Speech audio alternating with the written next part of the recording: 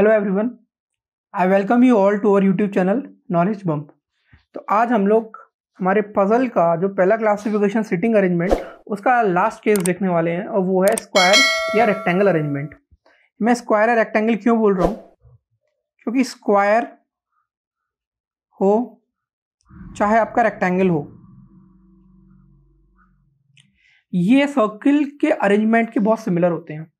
ठीक है, सिर्फ डिफरेंस ये होता है कि सर्किल की सिर्फ बाउंड्री होती है, या इसको हम टेक्निकल टर्म में बात करें तो सर्कमफ्रेंस होता है। वहीं पर स्क्वायर और रेक्टेंगल का पैरामीटर होता है। ठीक है, टर्म्स चेंज करने से कोई फर्क नहीं पड़ेगा। सिर्फ जो डिफरेंस होता है स्क्वायर और रेक्टेंगल के केस में वो ये होता है सर्किल से कि स्क्वायर और रेक्टेंगल से हमें कॉर्नर्स मिलते हैं और वो चीज़ हमारी सर्किल में प्रेजेंट नहीं होती है। ठीक है, बाकी सब चीज सिमिलर रहेगी अरेंजमेंट में। ठीक है, तो ज्यादा कुछ इसमें ऐसा कुछ आपको एक्सप्लेन करने के लिए इसमें नहीं है। बस ये चीज इंपॉर्टेंट ध्यान रखनी है आपको कि सर्किल और रेक्टेंगल और स्क्वायर, रेक्टेंगल या स्क्वायर दोनों में आप सर्किल की तरह ही अरेंजमेंट को बनाओगे। बस वहां पर ध्यान रखोगे, अगर वहां पर आपको दिया जाता है कि कॉर्नर्स, अगर कॉर्नर वर्ड यूज किया जाएगा तो वहां पर आपको अरेंजमेंट कॉर्नर में बनाना पड़ेगा, और अगर साइड दिया जाएगा तो सिर्फ साइड में। और अगर आपको दोनों वर्ड मेंशन नहीं करे जाएंगे तो आप कैसे भी करके बना सकते हो, जिस तरीके से हम लोग सर्किल अरेंजमेंट में बनाते हैं। ठीक है, तो आइए बहुत बेसिक से एग्जांपल उठा के देखते हैं इसका स्क्वायर का। ऐसे क्वेश्चन लिखा है आपके सामने, पढ़िए इसे। 8 girls are sitting around a square table, they are facing centre. ठीक है, अब देखिए यहां पर, तो यहां पर 8 लड़कियां एक स्क्वायर टेबल के अराउंड बैठी है सेंटर को फेस करके। अब आपसे यहाँ तो कुछ भी नहीं कहा गया कि कोई इसमें कॉर्नर में बैठा है या कोई साइड में बैठा है, तो आप दोनों तरीके से इसको बना सकते हो। आप चाहे तो इस तरीके से अरेंजमेंट बैठा सकते हो 8 लोगों का, नहीं तो आप इसको इस तरीके से भी कर सकते हो। जब आपको मेंशन नहीं है क्वेश्चन में तो आप किस तरीके से भी कर सकते हो, कोई इशू नहीं होगा। ठीक है, आइए इस तरीके से कंसीडर करते हैं और सब लोग सेंटर की तरफ देख रहे हैं तो इनका राइट हैंड साइड इस तरफ होगा। पहला पॉइंट क्या है? A sits to the left of B. अब आप जैसे सर्कल में बी को कहीं भी कंसीडर कर लेते हैं और 6 टू द लेफ्ट ऑफ ए बना देते हैं, अगर सर्किल का क्वेश्चन होता तो आप यहां पर भी सेम चीज कर सकते हो। ठीक है, A sits 6 to the left of B, तो बी आप यहां बैठा लो और ए इसके 6 टू द लेफ्ट बैठा हुआ, तो देखिए 1 2 3 4 5 6, तो ए आपका यहां पे आ जाएगा। ठीक है, A sits 6 to the left of B, who sits third to the right of F, और B यहां पर F के थर्ड राइट में बैठा है। तो देखो F आपका कहां पे आएगा? F आपका आ जाएगा यहां पे। उसके बाद ये देखो आप, B F के थर्ड हो गया, फर्स्ट सेकंड और थर्ड। ठीक है, आइए नेक्स्ट स्टेटमेंट देखते हैं। E sits second to the left of F, E जो है F के सेकंड लेफ्ट में है, तो देखिए यहां पर आ जाएगा E। ठीक है, अब बात करते हैं आगे। G sits in between A and B, तो A and B के बीच में एक स्पेस है, यहां पे कौन आ जाएगा? आपका G आ जाएगा।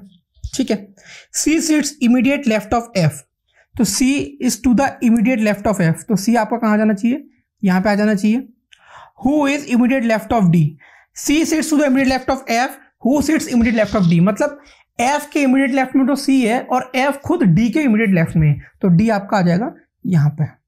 तो 8 में से 7 लोगों को आपने बैठा लिया, तो ये आपको यहाँ पर नेमिंग नहीं दी हुई है, इसलिए यहाँ पर आप कंसीडर कर सकते हो कि वो A B C D E F G H होगा, तो यहाँ पर आपका कौन आ जाएगा? H आ जाएगा।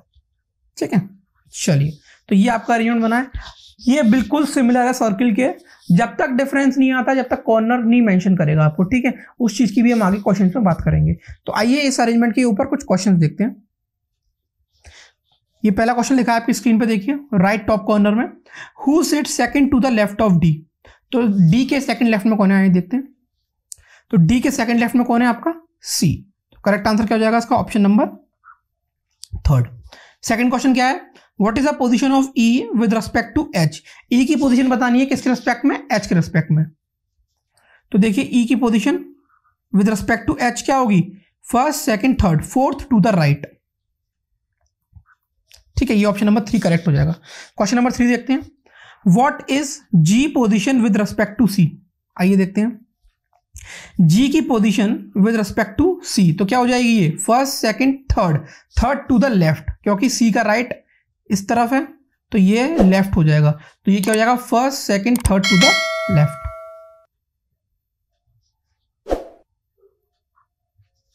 फोर्थ क्वेश्चन की बात करते हैं, who sits in between E and D, E and D के बीच में कौन बैठा है, ये देखते हैं। तो यहां पर आप देखो ई और डी, ई ये रहा, डी ये रहा, इसके बीच में अगर इस तरफ से देखते हैं तो एफ और सी इसके बीच में बैठे हुए हैं। तो आइए देखते हैं ऑप्शन है क्या, तो सी एफ या एफ और सी आपको दिया हुआ है, तो इसका फोर्थ का थर्ड करेक्ट हो जाएगा। ठीक है, चलिए आइए देखते हैं नेक्स्ट क्वेश्चन। क्वेश्चन आपकी स्क्रीन पे देखिए इसे, 8 boys A B C D E F G H are sitting around a square table, square table है तो हम लोग पहले स्क्वायर टेबल बना लेते हैं। ठीक है, they are sitting in such a way that 8 boys are sitting in such a way that 4 sits in the middle of each 4 sides and faces outside। तो मतलब जो 4 लोग हैं वो तो साइड में बैठे हुए हैं,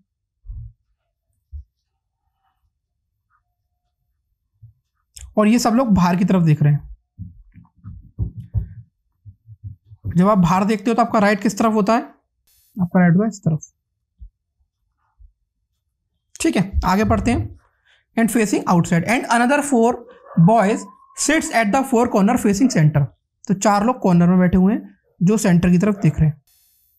ठीक है, तो ये अब आपको यहां पर इन्होंने मेंशन किया था कि 4 लोग कॉर्नर में और 4 लोग साइड में, तो इस चीज को आपको फिर कंपल्सरीली इस तरीके से बनाना पड़ेगा। लेकिन अगर मेंशन नहीं है तो आप 2-2 लोग साइड में भी बिठा सकते हो, हर साइड में 2-2 लोग, टोटल 8 लोग। अगर मेंशन नहीं कर रहा है तो आप अपने हिसाब से कर सकते हो। ठीक है, आइए देखते हैं, he who faces the centre, और देखो अब यहां पर आपको पता है कि 4 लोग सेंटर में देख रहे हैं, 4 आउटसाइड देख रहे हैं। अब ही E who faces the centre, तो आप कोई सा भी एक सेंटर वाली पोजीशन उठा के ई को बिठा सकते हो। देखो अब कॉर्नर वाले लोग सेंटर देख रहे हैं तो ई को मैंने इस तरफ बिठा लिया। E who faces centre sits third to the right of B. ठीक है, ये पोजीशन जो ई की है ये बी के थर्ड राइट में है। तो देखो बी के थर्ड राइट में होने का मतलब क्या है कि 2 लोग चाहिए बी और ई के बीच में। तो अगर आप बी को यहां बैठाते हो तो ई बी के लेफ्ट में हो गया ना, तो इसलिए आप यहां नहीं बिठा सकते इसको। ठीक है, और अगर आप बी को यहां बैठाते हो टॉप पोजीशन पे मिडिल में, तो देखो ई बी के थर्ड राइट में हो गया। तो ये वाला जो कॉन्फ़िगरेशन है बी और ई का, ये करेक्ट है। ठीक है, आइए देखते हैं, H faces centre who is not immediate neighbour of B. देखो अब एच सेंटर में देख रहा है और वो इमीडिएट नेबर बी का नहीं है, तो एच यहां नहीं आ सकता, एच यहां नहीं आ सकता। यहां पर ई बैठा है तो सिर्फ सेंटर वाला एक बचा, तो एच आपका आ जाएगा यहां पे। ठीक है, 1 boy sits between B and D, B और डी के बीच में एक व्यक्ति बैठा है। तो देखो बी और डी, डी आपका यहां भी आ सकता है और डी आपका यहां भी आ सकता है। ठीक है, तो एक पोजीशन पे डी आएगा, वो हम बाद में देख लेंगे। जी फेसिस सेंटर, जी फेसिस सेंटर, तो सेंटर के लिए जी आपका यहां आता है, यहां पर आ सकता है, पहले देख लेते हैं। G faces centre and F sit second to the right of G, F sit second to the right of G. ठीक है, आप ध्यान से देखना यहां पे आप लोग, अगर मैं जी को इस पोजीशन पे बैठाता हूं, ठीक है, तो जी के सेकंड राइट में एफ बैठा है तो एफ आपका यहां पे आ जाएगा। ठीक है, लेकिन ध्यान से देखो, आपके पास 2 कंडीशन थी, या तो आप जी को यहां बैठा सकते थे, नहीं तो आप जी को यहां बैठा सकते थे, क्योंकि जी को सेंटर का फेस करना है, सेंटर फेस करना है, और सेंटर फेस के लिए सिर्फ 2 स्पेस बाकी थे।